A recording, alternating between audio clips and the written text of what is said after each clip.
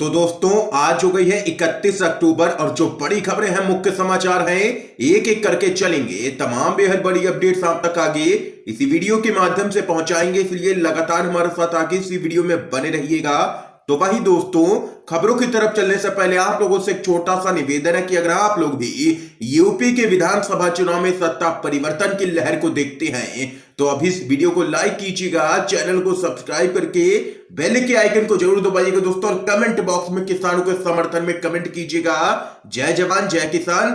तो आइए दोस्तों, पहली बड़ी खबर आप लोगों को बताते चलें। पंजाब के मुख्यमंत्री चन्नी ने की है संयुक्त किसान मोर्चा के नेता राज्यपाल से फोन पर बात। बोले 8 तारीख को स्पेशल सेशन है, जैसे कहेंगे वैसे पास कर देंगे कृषि कानून। जी हां दोस्तों, कृषि कानूनों को लेकर के पंजाब के मुख्यमंत्री चरणजीत सिंह चन्नी ने बड़ा ऐलान कर दिया है। विधानसभा के बुलाए गए स्पेशल सेशन में पंजाब सरकार इन 3 नए कृषि कानूनों को रद्द करने का प्रस्ताव लाने वाली है।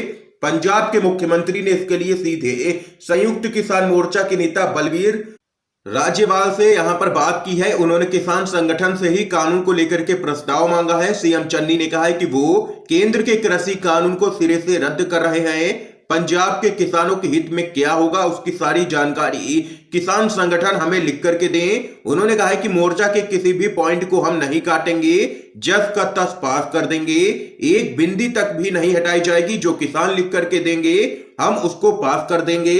ये यहां पर दोस्तों बड़ी खबर सामने निकल के आई है। देख सकते हैं कि पंजाब में मुख्यमंत्री चन्नी ने कर ली है बड़ी तैयारी कृषि कानूनों को रद्द करने की, और अब यहां पर किसान संगठन ही बताएंगे कि कैसे पास करे जाएं कृषि कानून और उन कानूनों में क्या हो। इस बीच एक और बड़ी खबर बताते चलें। बड़ी खबर है दोस्तों, तारापुर और कुशेश्वर स्थान में जीत मिलते ही नीतीश सरकार को गिरा देंगे, लालू यादव का बड़ा दावा। जी हां दोस्तों, बिहार की सियासत से बड़ी खबर सामने आ रही है। आरजेडी सुप्रीमो लालू प्रसाद यादव ने बड़ा बयान दे दिया है। उन्होंने दावा किया है कि तारापुर और कुशेश्वर स्थान विधानसभा उपचुनाव जीतने के बाद बिहार की नीतीश सरकार को गिरा दिया जाएगा। प्रदेश में सरकार गिराने का फार्मूला भी तैयार कर लिया गया है और चुनाव परिणाम आते ही सरकार में भगदड़ मच जाएगी। आप लोगों को बताते चले, दोनों ही विधानसभा सीटों पर उपचुनाव यहां पर संपन्न हो चुका है और वोटिंग भी हो चुकी है। अब यहां पर सभी की निगाहें 2 नवंबर के नतीजों पर टिकी हैं। इससे यहां पर देख सकते हैं कि राजनीतिक हलचल तेज होने वाली है बिहार के अंदर, और लालू यादव ने तो यह भी दावा कर दिया है कि वह यहां पर बहुमत जुटा लेंगे। तारापुर और कुशेश्वर स्थान में जीत मिलते ही नीतीश सरकार को गिरा दिया जाएगा, यह लालू यादव ने दावा ठोक दिया है। दोस्तों एक और बड़ी अपडेट की तरफ चलते हैं। अमरोहा महापंचायत में राकेश टिकैत का बड़ा बयान। बोले अखिलेश यादव के परिवार को बीजेपी ने ही बांटा है। जी हां दोस्तों, अमरोहा के जोई के मैदान में किसान महापंचायत को संबोधित करते हुए किसान नेता राकेश टिकैत ने बड़ा बयान दे दिया है। राकेश टिकैत ने कहा है कि समाजवादी पार्टी में फूट डालने और अखिलेश यादव के परिवार को अलग थलग करने में बीजेपी का अहम योगदान रहा है। बीजेपी की राजनीति इसी तरह की होती है, लेकिन जो हाल बंगाल में जनता ने किया था वही हाल उत्तर प्रदेश में 2022 के विधानसभा चुनाव में जनता करने वाली है बीजेपी का। और वहीं राकेश टिकैत ने आगे कहा है कि इन भाजपाइयों ने एक से दूसरी बिरादरी को लड़ाने और तोड़ने का काम किया है। यह लोगों को बांटने की राजनीति करते हैं, हिंदू मुसलमान करते हैं, इसी पर इनको वोट मिलता है। यह यहां पर जबरदस्त हमला राकेश टिकैत ने अमरोहा की महापंचायत में बीजेपी पर बोला है। दोस्तों एक और बड़ी खबर जान लेते हैं। यूपी में बसपा और भाजपा को अखिलेश यादव ने दे दिया है बड़ा झटका। 7 विधायक समाजवादी पार्टी में हुए हैं शामिल। कांग्रेस और भाजपा पर अखिलेश यादव का निशाना। जी हां दोस्तों, उत्तर प्रदेश में अगले साल होने वाले विधानसभा चुनाव से पहले बड़ी उथल पुथल सामने निकल के आई है। समाजवादी पार्टी ने बसपा और भाजपा को झटका दे दिया है। बसपा के लिए ये एक बेहद बड़ा झटका माना जा रहा है। बसपा के 6 विधायक समाजवादी पार्टी में शामिल हो गए हैं। इसके साथ ही बीजेपी का एक विधायक यहां पर सपा में शामिल हुआ है। लखनऊ में सपा अध्यक्ष अखिलेश यादव की मौजूदगी में ये सभी विधायक समाजवादी पार्टी में शामिल हुए हैं। आप लोगों को बताते चले, बीजेपी के विधायक राकेश राठौर भी सपा में शामिल हुए हैं। इसके बाद यहां पर उन्होंने योगी सरकार को भ्रष्ट सरकार करार दिया है और कहा है कि पिछले 4.5 सालों में कोई भी कार्य इस सरकार के द्वारा नहीं किया गया है। और वहीं इस दौरान अखिलेश यादव ने कहा है कि समाजवादियों का कांग्रेस और बीजेपी के बारे में यही मानना है कि जो कांग्रेस है वो ही बीजेपी है और जो बीजेपी है वो ही कांग्रेस है। ये यहाँ पर बड़ा बयान अखिलेश यादव की तरफ से सामने निकल के आया है और अखिलेश यादव ने दे दिया है बीजेपी और बसपा को एक बड़ा झटका। एक और बड़ी खबर बताते चलें, बीजेपी के सांसद वरुण गांधी बोले किसानों को कोई उनकी जमीन से बेदखल नहीं कर सकता है, इसके लिए पहले मेरी लाश से गुजरना होगा। आप लोगों को दोस्तों बताते चलें, आपको जमीन से कोई ना इधर करेगा ना उधर। अगर कोई बेदखल करने का प्रयास करता है तो मैं बीच में खड़ा रहूंगा। जो आपको भगाने आएगा उसे मेरी लाश के ऊपर से होकर के गुजरना पड़ेगा। ये बातें सांसद वरुण गांधी ने अपने संसदीय क्षेत्र के गांव टाटरगंज में उस वक्त कही है जब उन्हें एक दो किसानों ने दौरे के दौरान बताया कि जिस जमीन पर वे 60 से 65 वर्षों से काबिज हैं उसका मालिकाना हक ना होने की वजह से अब उन्हें बेदखल करने की बात की जा रही है। सांसद ने भरोसा दिलाया है कि उन्हें कोई भी बेदखल नहीं कर सकेगा।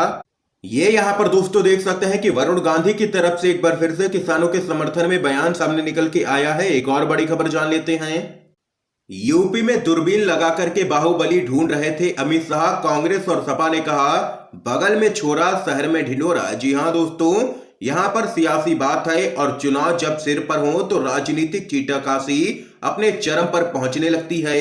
ऐसा ही देखने को मिला है। हुआ यूं कि केंद्रीय गृह मंत्री अमित शाह लखनऊ में एक कार्यक्रम में आए थे और मंच से लोगों को संबोधित कर रहे थे। अमित शाह ने अपने भाषण में यूपी के सीएम योगी आदित्यनाथ और उनकी सरकार की तारीफ करते हुए कहा कि पहले की सरकारों में हर जिले में 2 से 3 बाहुबली दिखते थे, लेकिन आज दूरबीन लगा करके देखने पर भी नजर नहीं आते हैं। इतना कहते हुए अमित शाह हाथों को आंखों पर ले जाकर के दूरबीन की तरह का हाव भाव बनाते भी देखे गए। रोचक बात यह है कि इस दौरान अमित शाह के बगल में केंद्रीय गृह राज्य मंत्री अजय मिश्रा उर्फ टेनी भी मौजूद थे।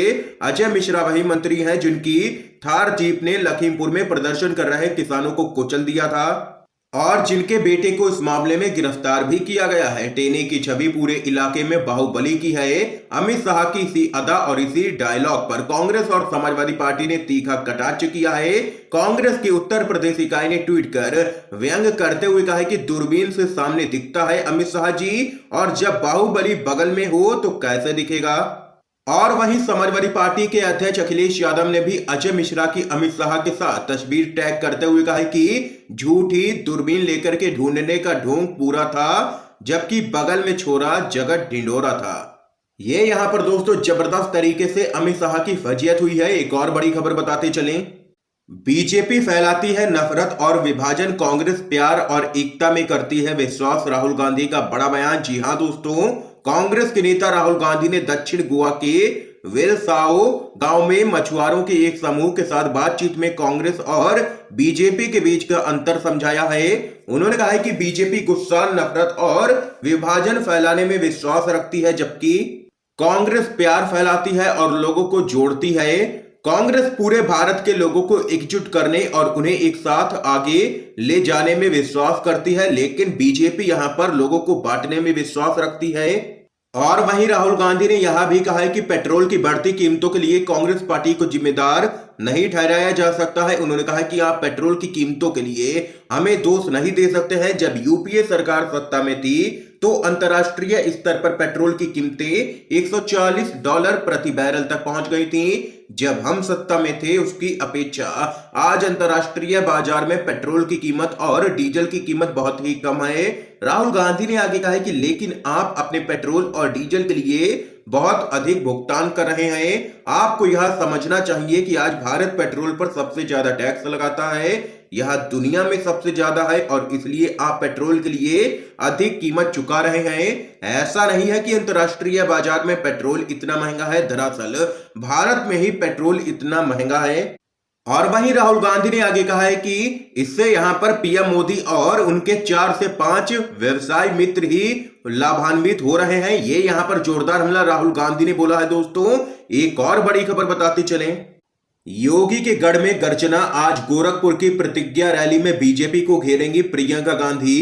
हम वचन निभाएंगे का देंगी नारा। जी हां दोस्तों, आप लोगों को बताते चलें, कांग्रेस की राष्ट्रीय महासचिव व यूपी प्रभारी प्रियंका गांधी गोरखपुर के चंपा देवी पार्क से गोरखपुर बस्ती मंडल की 41 सीटों को एक साथ साधेंगी। प्रतिज्ञा रैली के माध्यम से दोनों मंडलों के लोगों से महिलाओं को 40% सीटों पर हिस्सेदारी, किसानों का पूरा कर्ज माफ, बिजली बिल हाफ और कोरोना काल का पूरा बकाया साफ करने, 20 लाख को सरकारी रोजगार देने जैसे वादों को हम वचन निभाएंगे नारे की प्रतिज्ञा लेंगी। और वहीं रैली की तैयारी के लिए कांग्रेस के राष्ट्रीय से लेकर के राज्य स्तर के नेता गोरखपुर में जुटे हुए हैं। यहां पर एक और बड़ी खबर जान लेते हैं।